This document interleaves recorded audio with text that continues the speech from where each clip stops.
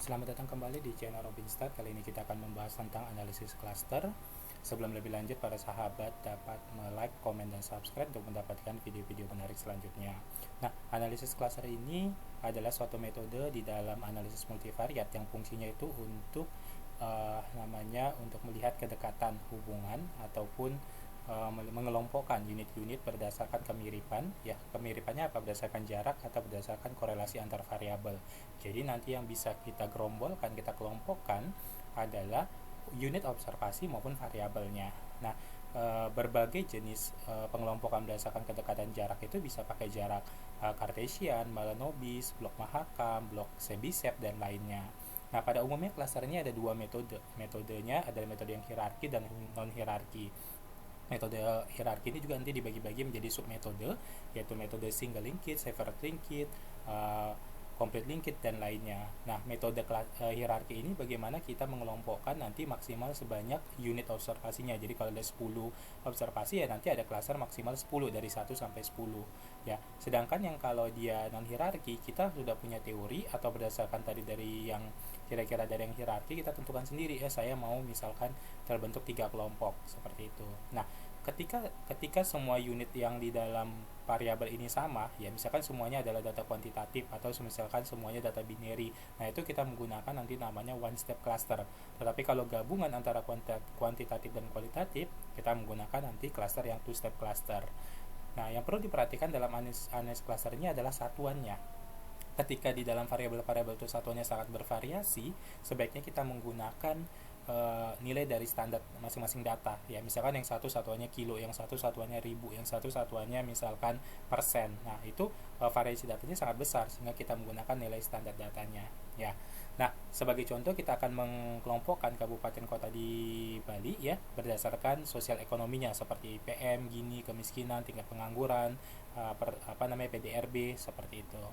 Nah, kita akan coba kali ini di Minitab ya, kita Minitab. Kita coba ngambil datanya ya. Kita ambil datanya di sini. Oke, kita ambil datanya. Nanti untuk data latihan dapat dilihat di deskripsinya ya, data analysis cluster seperti ini. Nah, kita lihat di sini. Nah, di sini kabupaten kota, nilai-nilai datanya. Sekarang kita mau mengelompokkan di sini misalkan secara hierarki ya. Caranya adalah statistik ya. Kemudian multivariat, pilih yang cluster yang observasi. Nah, kemudian kita masukkan kalau misalkan nilai kita adalah nilai aslinya seperti ini, IPM sampai PDRB ya.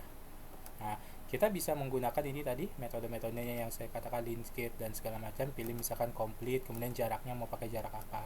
Kemudian kalau misalkan data ini belum distandarkan, kita bisa sanakan dia secara otomatis, standardize ya. Oke, kemudian pilih show dendrogram. Nah, seperti itu. Tapi kalau kita mau secara manual, nggak usah di checklist ini. Jadi yang data kita masukkan adalah nilai standarnya ya. Karena ada beberapa aplikasi tidak menyediakan klik standardize-nya. Ya, jadi kita harus menginikan secara manual. Tinggal kita okekan saja. Nah, terlihat di sini ya, klaster-klaster yang terbentuk gitu ya. Nah, dari sini nanti kita bisa melihat bahwa dari dendrogramnya saja dibaca ini ada klaster ke-9 ya, yang sendiri kalau kita membentuk 2 klaster ya. Gitu. Tapi kalau kita membentuk misalkan 3 klaster, 3 dan 9 terpisah sendiri. Nah, kalau kita mau tahu nama klasternya, tadi waktu ketika di sini ketika kita membentuk klasternya tadi, nah kita tambahkan di sini customize ya. Nah, di sini case labelnya kalau mau pakai case label. Nah, kabupaten kota ya. Oke, kemudian kita oke kan. Nah, dia akan muncul nanti case labelnya kalau mau pakai case labelnya ya. Nah, di sini jadi Kota Denpasar berbeda sendiri. Nah, dibanding dengan kota-kota lainnya ya, atau kabupaten-kota lain. Kemudian kalau dipisah lagi, Kota Badung terpisah sendiri. Nah, ini 2 klaster sendiri, ini klaster menjadi 1 klaster. Nah, kita tertariknya ini memang berbeda karena ini misalkan ibu kotanya ya. Di sini memang terdekat ya dengan ibu kota. Ini agak berbeda sendiri. Kita mau bentuk 3 klaster. Nah, tinggal kalau kita mau langsung membentuk 3 klaster, berarti yang kita pilih ada yang Kamins ya. Klaster Kamins. Nah, ini kalau kita mau pakai nilai asli, berarti kita nanti pilih yang di sini kita pilih yang standardize ya. Kita mau bentuk 3 klaster atau 2 klaster ataupun berapa. Nah, yang mau kita simpan nilai apanya? Misalkan kita mau nyimpan klaster membership. Nah, klaster membership nanti di kolom C12, misalkan kita tambahkan klasternya di C12 ya. Nah, seperti itu ya. Jadi kita akan tahu mana masuk klaster mana ya. Nah, tinggal kita okekan saja storage-nya kalau mau disimpannya tadi ya. Kemudian kita okekan. Nah, kita bisa lihat nih klaster si Jembrana itu klaster 1, si Kota Badung klaster 3 gitu ya. Nah, seterusnya. Nah, kelebihan dari si klaster yang kami sini, kita bisa melihat secara rata-rata bagaimana hubungan antar variabel. Nah, kalau kita lihat di sini klaster centroid ini, berarti kalau nilainya positif itu dia berarti nilainya di atas rata-rata. Tapi kalau dia negatif berarti nilainya di bawah rata-rata ya. Nah, seperti itu. Misalkan kita lihat di sini ya, PDRB. Nah, berarti PDRB tertinggi itu ada di klaster 3.